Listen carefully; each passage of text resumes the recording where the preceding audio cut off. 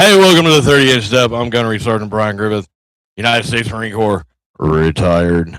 Hey, I'm joined with Austin Butler, that I spoke with a few weeks ago, and Andrew Boyce, both from Christ Nine Line. Why don't you tell me about yourself, guys?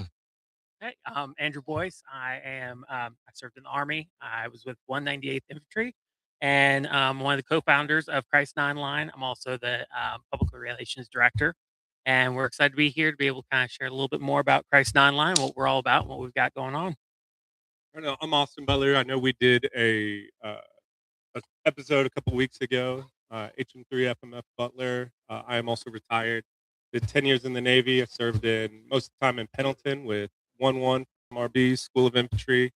I went to Naval Hospital Camp Pendleton and then out to Infantry's Officers Course. Um, and so we a couple months ago just started praying and thinking, and we are just been praying for God to move in us, to move in our lives, to move in each other's lives. And one of the things that all three of us, Sharon, and all three of us understand is just sometimes we get all this training to go and we don't get enough training to come back. And so we are here to try and help heal people's spiritual lives, their physical lives, their mental strain that, service, everyday life, all this just builds up to. So that is what we are holding an event out here for some food, friends, family, and hopefully to help make an impact on. And hey, if you're in a local area, come on out here. We're just behind the YMCA on Yankee Road in Liberty Township.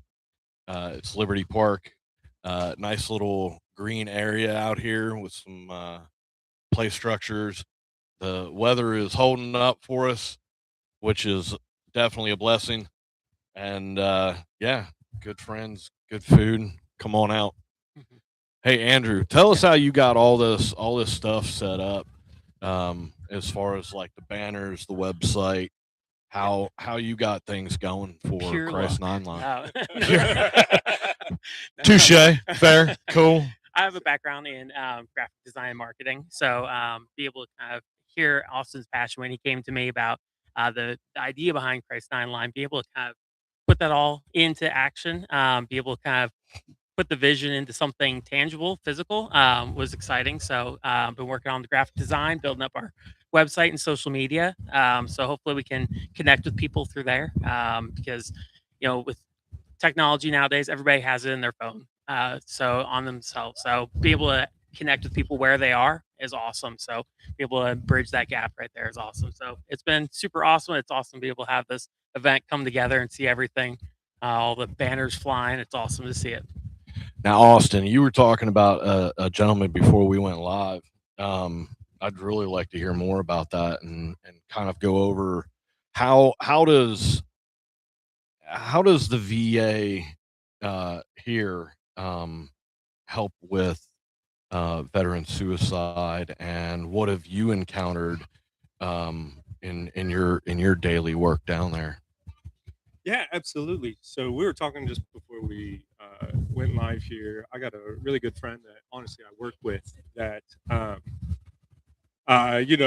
days before our first event for Christ Nine Line, he was going through a very, very severe mental health crisis and almost ended up taking his own life. And,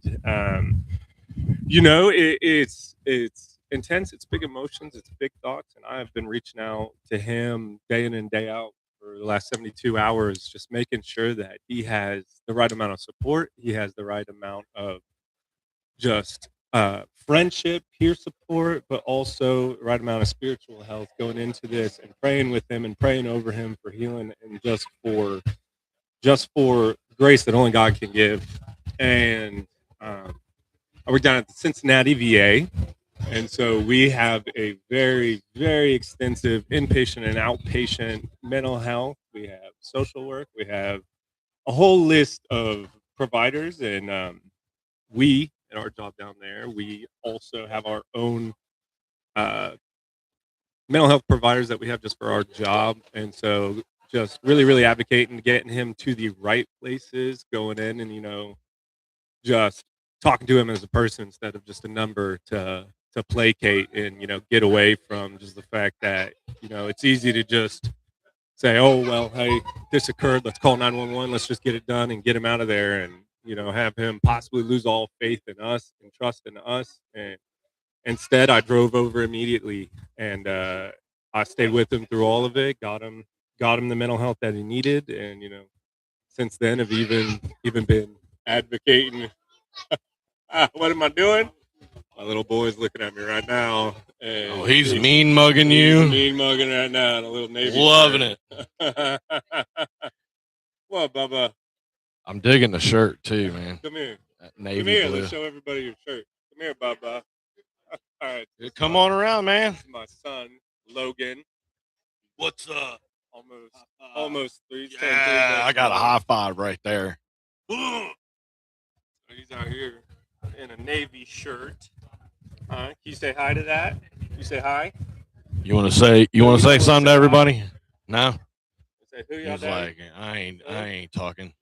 I'm just gonna mean mug. Yeah. Love it. Love it. This is what we do it for, guys. Yeah, This is what we do it for. Yeah, in the event, if anybody's watching or listening, events for friends, family, supporters of the military, veterans. We got spouses out here of us who, like I said, I've been praying on this and I think there's a Bible verse that essentially, I'm paraphrasing it, but it goes along with everything being used for God's glory and God's goodness. And I never thought of that in a way that you'd believe. I think bluntly, sometimes it's easy to hear that and then go, well, some of these guys just haven't experienced the bad that I have been through or that I have seen. But we got our spouses out here that are even able to talk, even able to collaborate and discuss what it's like just being married to us going through this. Yes, us crazies. Yep. Yeah, and I never thought that her going through that would be able to be used for God's goodness to help another spouse and help other families that are currently deeper in it that we've been in. They make us better, man. I truly believe that our ladies make us better, and I think that they bring a lot more to the table than a lot of times we like to think. And you like that? But we do what we do because they've got our back every step of the way. Amen. Yeah. Amen. So tell me about your service, Andrew. Like where you were in the Army, but Yep. what what did you go in to do? What did your time in? What was that like? Yeah. So I was the person that grew up with the family, not too much military background. But I got the idea one day. I'm like, you know what? I want to go into the Army. So I went to talk to a recruiter, and of course, me being naive and kind of not knowing what I was getting into, I'm like, I'm open to anything. They're like, hey, we got the best MOS for you. We got infantry open. So, 11 Bravo. Yep. You made it. So I'm like, hey, you know what? That sounds pretty good. So I was between that or 68 Whiskey Combat Medic. Yeah, it was kind of a whirlwind of everything. 18 days later, I was shipped off to boot camp, to infantry school. So it was very fast. I bypassed the whole infantry entrance program and everything. It was Wow. fast. So it was a whirlwind. But I was at Fort Benning. Loved my time there. Nice and hot. I know it was Nice and hot, and that's just straight humidity being too. from Florida, though, it was kind of a little bit better. A little bit of a relief, you maybe. Didn't get the sea breeze, though. Yeah.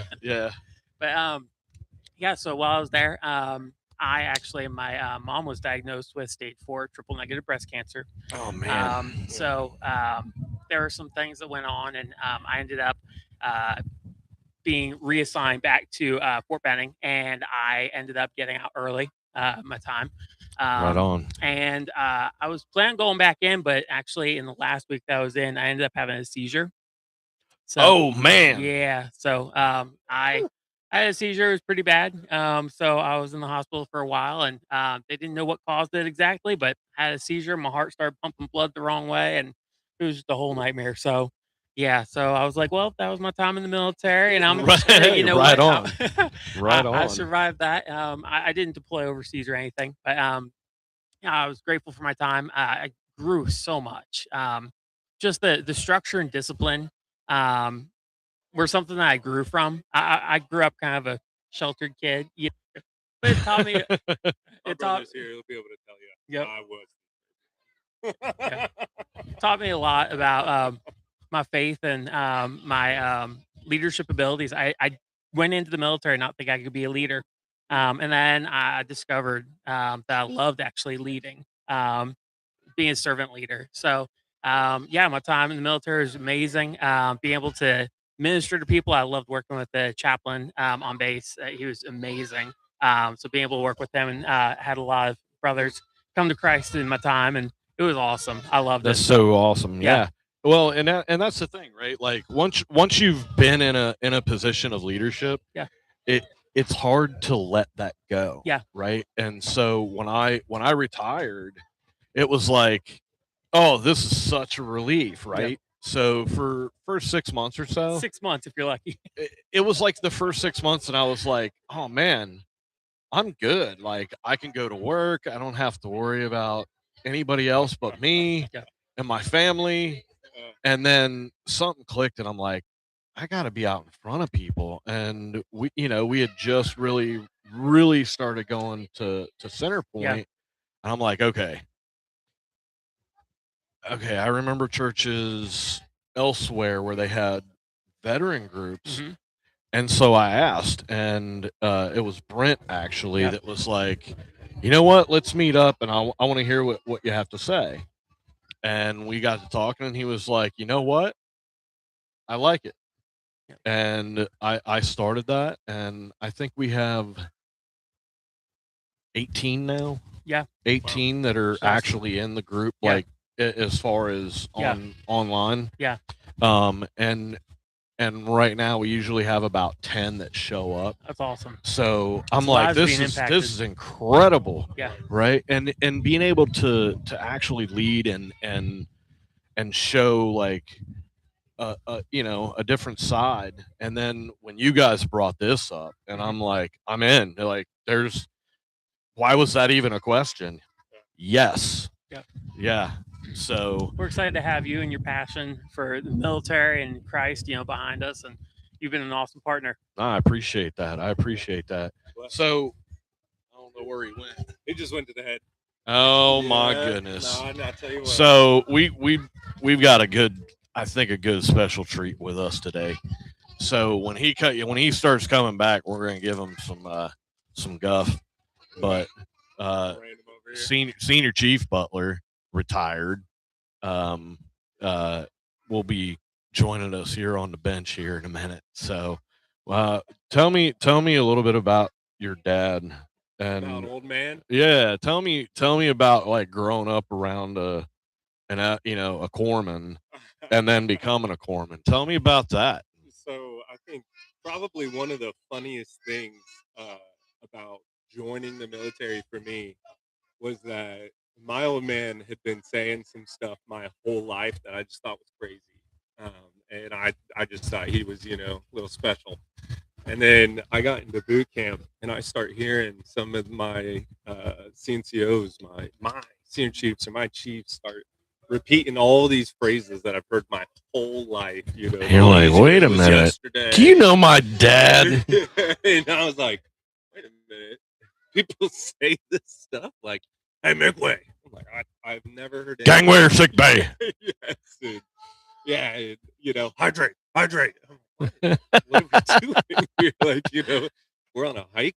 We're on a hike in central Ohio, and he is saying that, and no pain, no gain, and that's weakness leaving the body, and all this stuff. And I started hearing it on a regular basis from everyone else in the Navy. And I was like, this whole time he's just never turned it off. It's just been on for the last 22 years of my life, and he's never turned it off. Always from I was born in Havelock, North Carolina, and then we went to Puerto Rico. Ooh, Havelock. Yeah, and really? then we pushed up to, Man, if that don't scream Lejeune area, I don't know what does. Hey, there's From- Senior Chief. Here he comes, which is from. Oh, there's Senior Chief. He grinning, but he got. Hey, Doc, you gonna come over here and sit down? Some of the craziest phrases and moments. There's Oh, I one bet. We just want to I bet. scoot you down a little bit, and then we'll try and fit him in. He's a little thick. He's got the beefy Talk arms. Into it. Yeah. That's the old man right there. Welcome, Senior Chief. Absolutely. Thanks for having Yeah, just talk into the mic so everybody can hear you. me. All right, we can do that. So, Here's my big boy voice. so tell me about your service time. Like, tell us, when did you enter service? You said you did 32 years, and that's a long daggone time. So tell us a little bit about your service. Yeah. So joined in '89. Tried to go to college for a couple years. That didn't work out too well. Spent way too much in the halls. So pull hall, alcohol, and study hall. I can yeah. So, I know all about those. Yeah. So joined up the Navy. Thought I was going to get away from all that, and didn't realize I stepped just more into it with the Navy. So went through that for a little while, but in my Navy career, got the opportunity to do a lot of things. Was on the USS Kitty Hawk first tour. Oh, cool. Then as a bosun's mate, of all things, started out that way. Then went to Corps School and then hit up Cherry Point, North Carolina. Good old Camp Lejeune area. Yes, down there. That was my first enlistment, so I know that area of the country really well. That area. Good old Jayville. So Good old Jayville. Yes. First experience with the Marine Corps, which I love, without question. We're a crazy bunch. Yes. Easy to love. Easy to love. Easy to love and look at and go, what are you doing? But see, that's why I love them right there. Yeah, because if you want to get in trouble, you can get in trouble real fast. Oh yeah. Any deployments out of there? No, not out of Cherry Point. It was short-lived because I ended up in a hot field in Puerto Rico, of all places. It doesn't sound like a bad one. No, it was not a bad one. In Oh, fact, the way I food, looked at man. that, the food. Oh my country, gosh. I was getting to pay to be in places where people pay to go to vacation. That's how I looked at it. So if I wasn't working, we were at the beach. At the or beach, yeah, snorkeling or right there in the doing something. Caribbean. Yes. Yeah, you gotta love that. Oh, 100%. It was amazing, without a question. It's all run down now because obviously we got out of that area, but it was beautiful back then. Absolutely beautiful. So now you're in like the mid 90s. So we're in the mid 90s. Ended up in Washington D.C. at Naval School of Health Sciences in Bethesda. That's a cool one too. I've been Admin- stationed up in that area too. Yeah. So admin job there. Did that for 2 years, and then I found out about this little hidden clinic we had at the U.S. Capitol. Interviewed for that, got selected for that for 2.5 years. That's So cool. worked at the U.S. Capitol for the attending physician to Congress. Oh wow! So I didn't realize that was. Are they military members? Oh, it's all Navy. It's a little Navy clinic. That takes is care of the members. incredible. I did Yeah. not know that. Yeah, so I didn't either. We learn something every day, people. Yeah. Yeah, Yeah, so it was that was a really, really interesting tour. Probably the most arduous shore duty I'd ever had. Oh, I bet it was super busy, like all the time. It is in the duty. The duty was until the House and Senate rang out every night, and we had a port and starboard duty. So if they decided to stay till 1 or 2 o'clock in the morning, You guys were there too. and then it didn't matter if you had duty; you were back there the next morning by 5:30. Wow. So that's No why- matter what. no matter what, yeah. So you were just grinding. Wow. Was there through the Capitol Hill shooting. Was one of the first responders for that because that was our job. So lots to experience. I bet. during that bet. time frame. Man, So, that's pretty cool. That's a cool duty station now. yeah. It is a little hidden secret. This I thing. bet. Yeah. So from there, I jumped off active duty into the reserves. But I will say that I saw and did more in the reserves than I ever did on active duty. I bet. Well, I mean, after September 11th, I bet after 9/11. it was real busy, Yeah. So especially for a corpsman. yeah, spent years just after that, just going and doing. We did some stints in Central and South America, Honduras, Peru, Ecuador, Nicaragua, doing things after 9/11. Afghanistan, Kuwait. Hit up launch school, Germany I've been there too. for 3 years. Was over the SEL over the Deployed Warrior Medical Management Center. I know that Yep. that very well. All Yeah. the movement of all the wounded warriors. So did Wow. that for 3 year stint. Came back and in and out of Marfor Res for the next 15 years. Now, where was that in Florida? Florida and Colorado was Colorado, where I right was- on. Yep. So Right on. did that. I finished up my last 15 on the green side with Marfor Res and Very cool. gas and MLG. Very cool. So, but yeah, so that's a 32-year in a nutshell. Retired as a senior chief. That's cool. Yeah, That's so all right. I'd go back in a heartbeat. Oh Every man, day. that I say that every single day. I'm like, man, I don't miss the circus, but I definitely miss the clowns. Yes. You know? Yes. Well, and I always say, I had fun in the field and doing stuff until I promoted myself out of the fun. Because the more senior you get, the less fun you get to have. Yeah. Because you get into the administration and all that, but then you look at the clowns, and taking care of the clowns becomes the mission. And that I put up with a lot of the dark side stuff just to take care of a sailor or Marine. Heck yeah. Well, and that was the one thing, like, coming up in the Marine Corps, like, for me at least, was Doc was the constant for us. Right. And so, like, anytime we were out in the field, anytime Doc was always with us. And so, actually, who was it? There's another podcast with a couple of retired Marines, and they had a thing on there. I sent it to you, actually. Yeah. And they talking about Doc, right? and 100% agree with them, because it really does come down to, you guys, you're not Marines, Right. but you have to do everything that we do. So it's kind of like you're Devil Doc, and term of endearment, like, we know that you're not Marines, Right. but you are.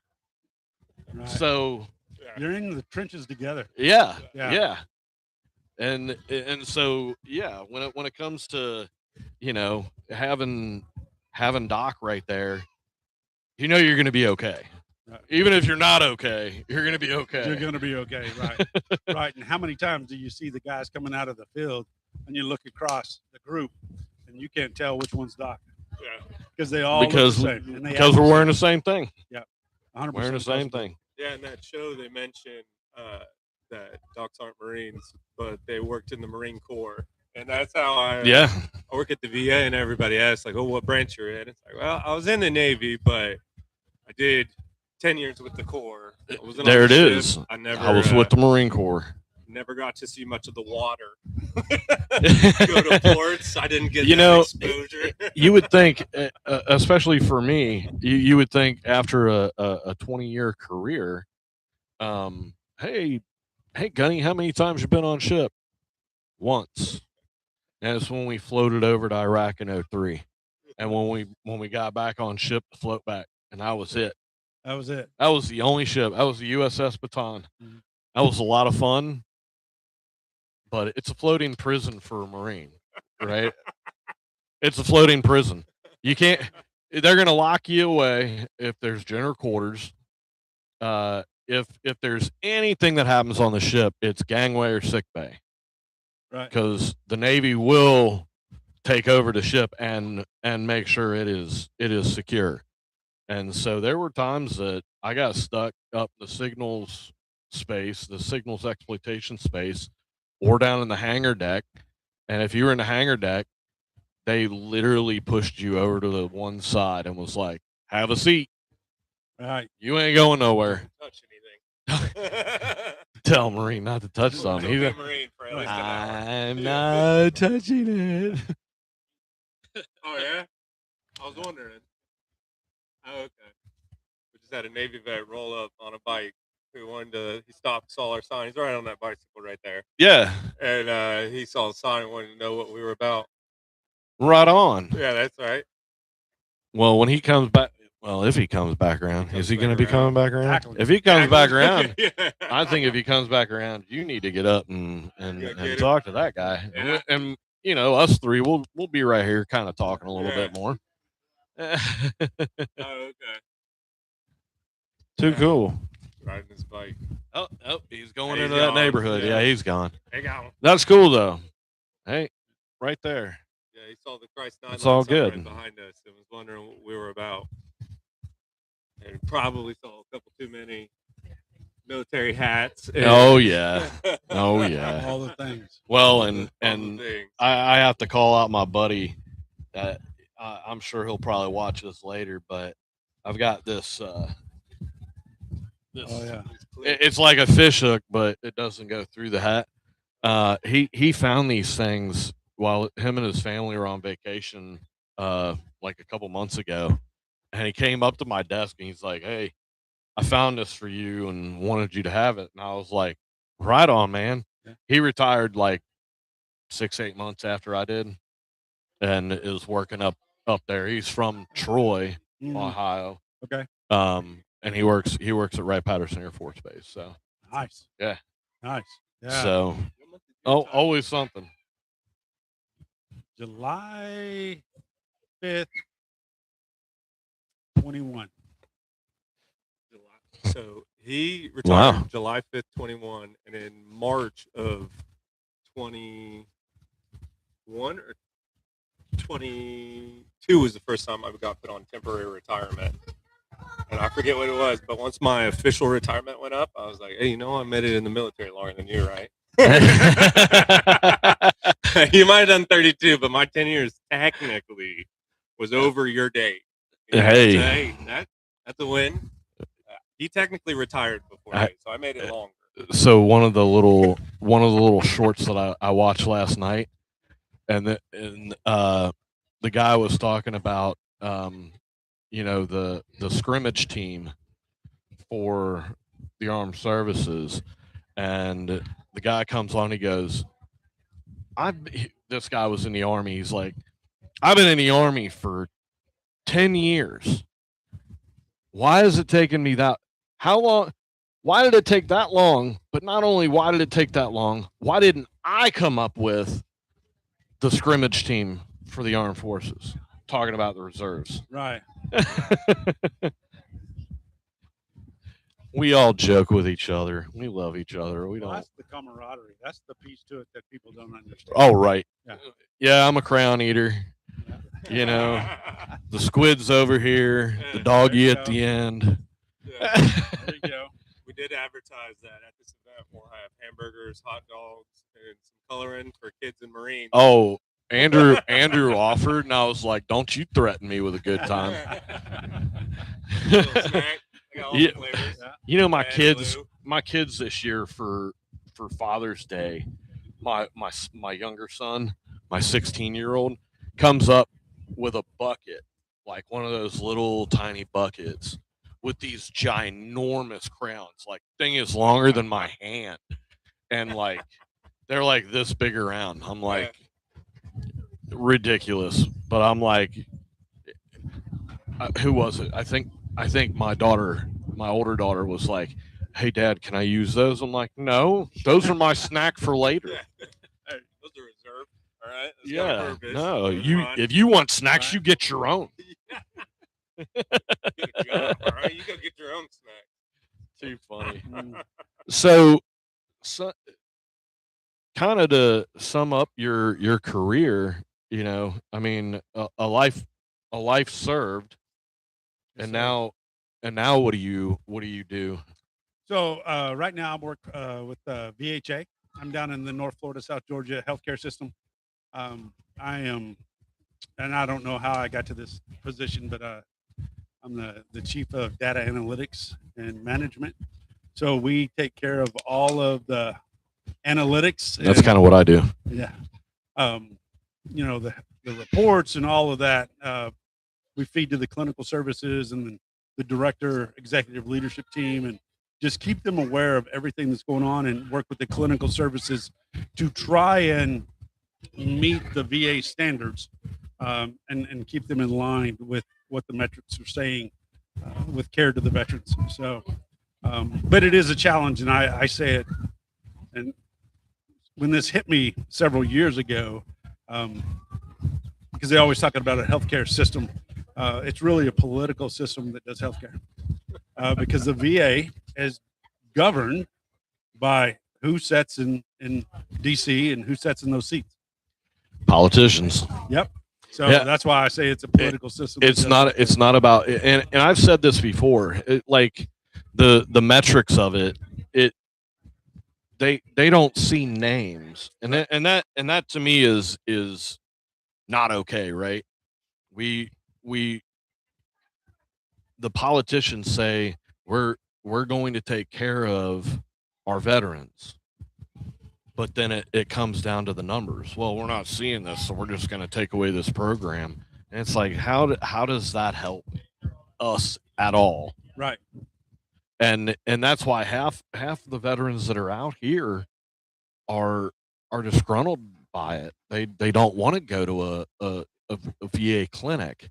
And so, and I know we talked about this, the community care, and how community care, it was set up with good intentions.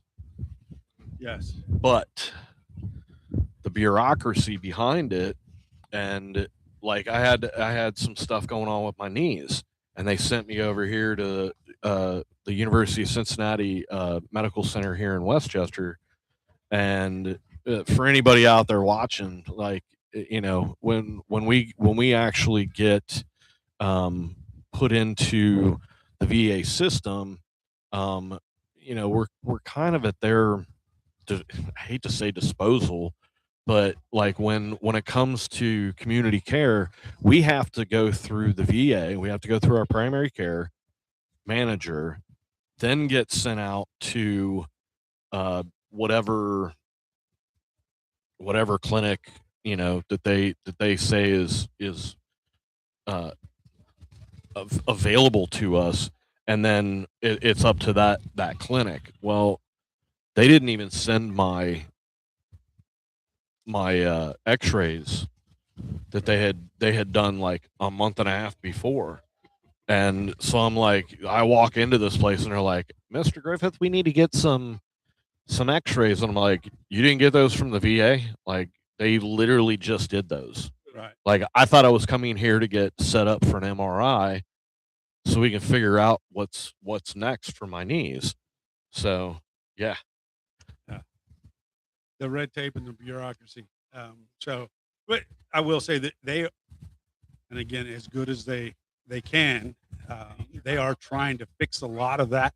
But I love the fact now that also with the community care and the wait times, and they're also giving those veterans of where the VA falls in your local area. I do like the clinics, to give them the choice of, hey, you know what?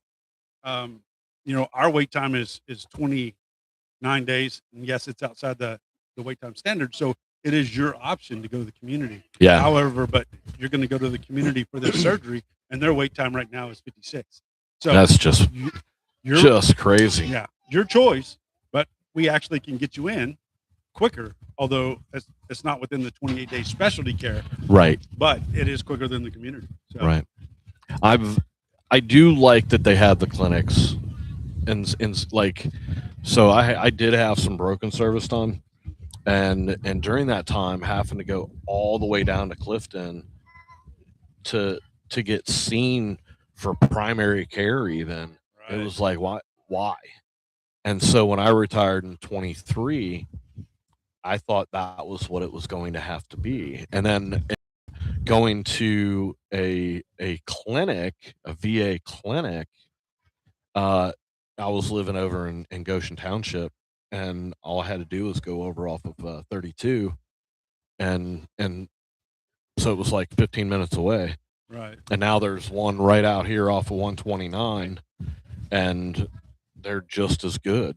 And so having a more neighborhood kind of thought.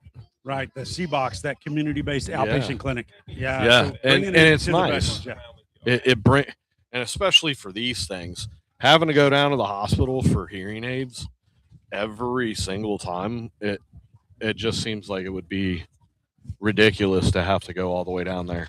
Right. When every one of the outpatient clinics has an audiology. Nice.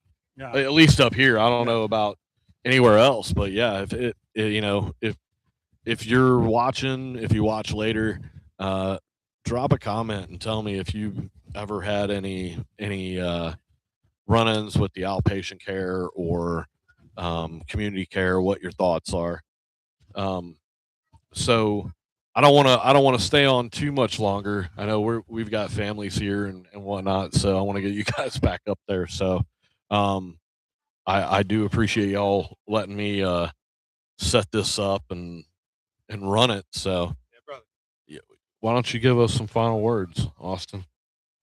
So I think the biggest part that even we've been talking about, we've just been able to sit down here, talk about as much as just service, all the way to even the problems we've had, or even the solutions we've had to community care. I mean, I don't even know how many people watching this are even aware that there is a time frame that the VA even has to see you before they are supposed to offer up you'd have access to community care. And I mean, learning that was one of the craziest things I ever learned with my back, is that I'd go get seen and they'd say, oh, your MRI's in 3 months. I was like, what am I supposed to do for 3 months? Yeah, I need it now. And then eventually, just talking to patient advocates and JAG and all sorts of stuff, eventually it got to the point that someone was like, well, why haven't you requested community care?